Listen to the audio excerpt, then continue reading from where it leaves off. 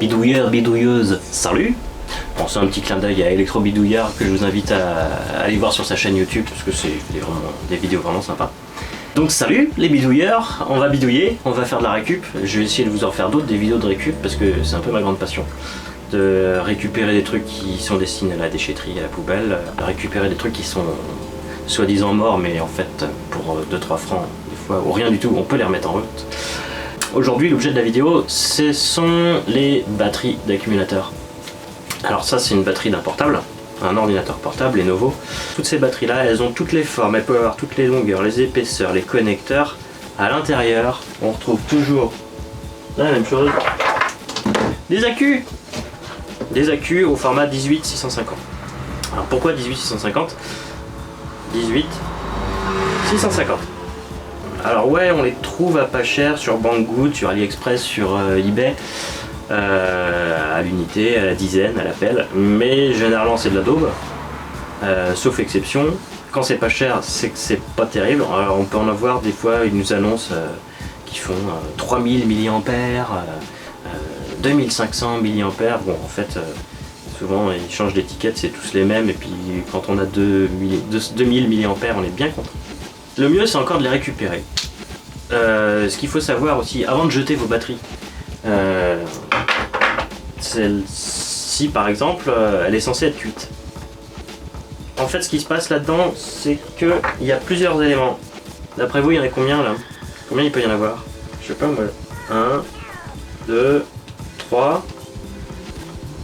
Et ben 3 x 2, 6. Voilà. Là-dedans il y a 6 éléments. Mis en série, parallèle, ça dépend, on sait pas. Il faudra le démonter, il faudra l'ouvrir pour voir, désassembler. Et le truc c'est que comme il y a tout le temps des accus en série, parce que sinon la batterie ferait 3,7 V, puisque un accu comme ça fait 3,7 V, bah, concrètement s'il y a un accu, un seul, qui est mort, et ben il laisse plus passer le courant, donc c'est toute la batterie qui est cuite, alors qu'il y a juste un élément qui est mort. Généralement c'est comme ça que ça termine en fait, c'est qu'il y a un accu qui fatigue plus vite que les autres. Alors est-ce qu'il était mal luné, est-ce qu'il avait été pas fait comme les autres, bercé trop près du mur, je ne sais pas. En tout cas, il va suffire de démonter ce boîtier, trouver quel est l'accu HS, et puis tout simplement le mettre de côté, le mettre au recyclage, et puis conserver les autres. Et ces batteries-là, du coup, on pourra les recharger, on pourra les utiliser dans les lampes torches à LED qui se vendent maintenant à pas très cher, qui utilisent aussi des accus en 18-650. Il n'y a pas de vis là-dessus. La seule manière de l'ouvrir, c'est d'y aller à la pince en fait. C'est d'y aller franco. Et généralement j'ai commencé sur les bords, ça marchait pas mal. Coupez pas en plein milieu, vous allez le péter. Faut pas rentrer de métal non plus dans l'accu, faut pas percer l'accu, donc faites quand même gaffe à ce que vous faites. Il y a quand même des éléments chimiques là-dedans.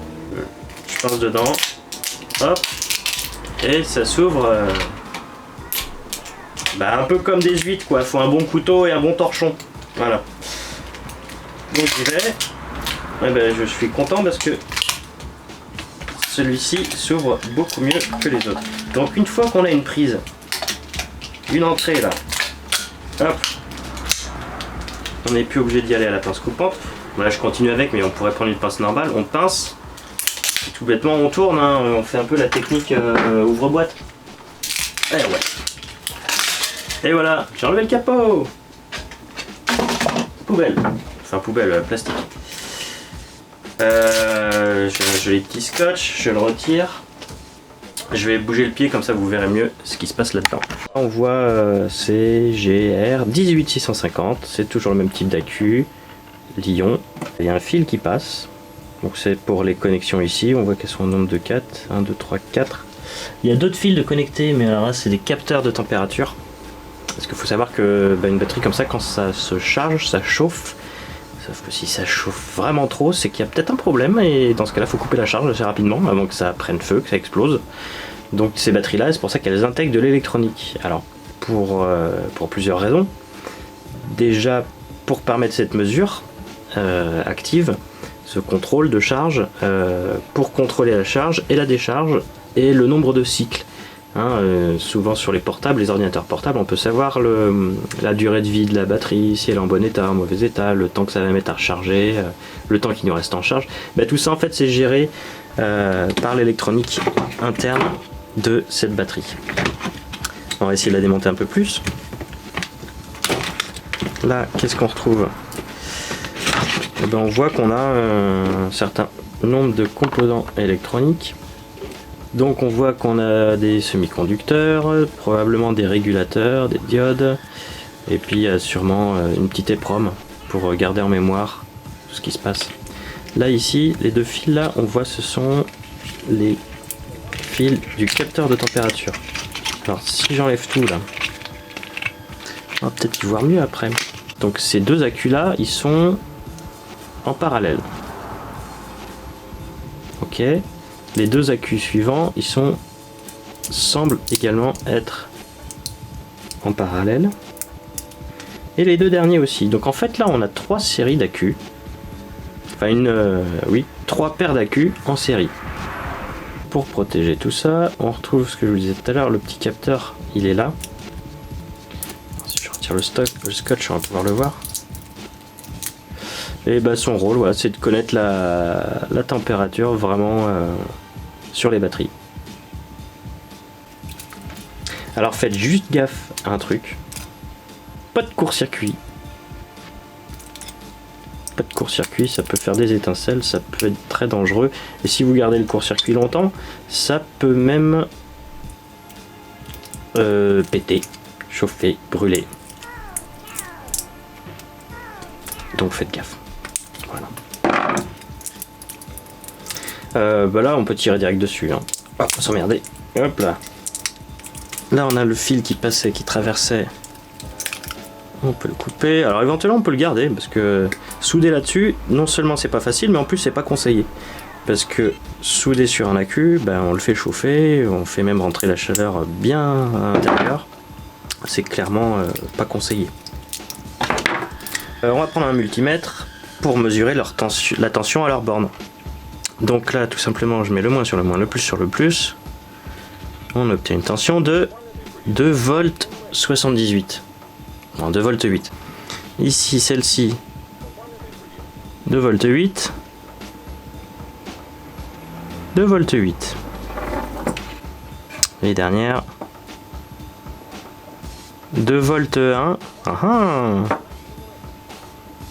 Et 2 volts 1 aussi. Bon bah voilà. A priori celles-ci elles sont mortes. On va pouvoir utiliser les autres une fois chargées.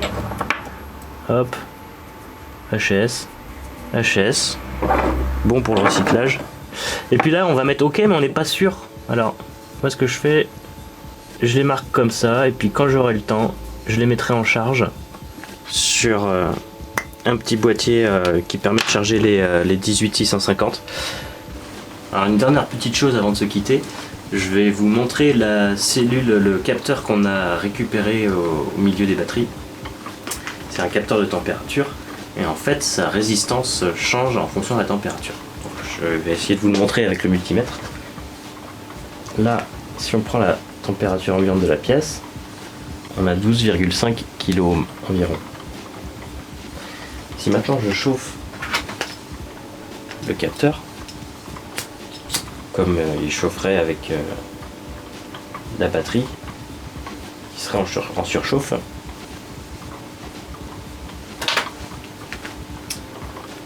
on mesure désormais 2 kOhm. Là ça remonte 3 kOhm, 5, 6, parce qu'évidemment elle reprend la température de la pièce. Elle est montée très haut en température, elle est descendue de l'ordre de, je pense, 2 voire 1 kOhm, peut-être même en dessous, au moment où vraiment il y a le briquet en dessous. Et là elle retend vers la mesure qu'on avait au départ, c'est-à-dire 12,5 kOhm. Voilà, donc ce capteur là, il est crucial pour la batterie, c'est vraiment lui qui change radicalement de valeur dès lors qu'il y a une surchauffe à l'intérieur.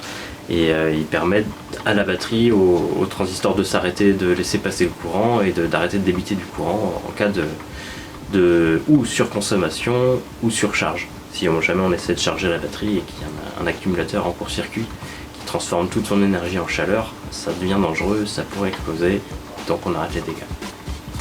Voilà, à bientôt pour une prochaine vidéo.